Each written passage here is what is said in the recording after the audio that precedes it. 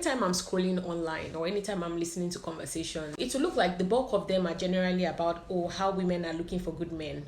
They are looking for a man that has money, a man that is spiritual, a man that can take care of me, and all those plenty things.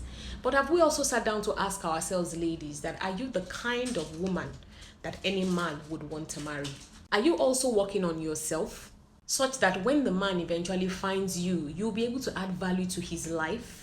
Do you have a vision for your life? Have you actively started working on them? Are you kind? Are you welcoming? Are you accommodating? Are you hardworking? Are you also a praying woman? Do you have a good character? What I've come to realize is that marriage is like two sides of a coin. Both sides are needed for that coin to be whole. Both parties must bring value to make the marriage work. Like I always say, a load that is meant for two people cannot be carried by one person.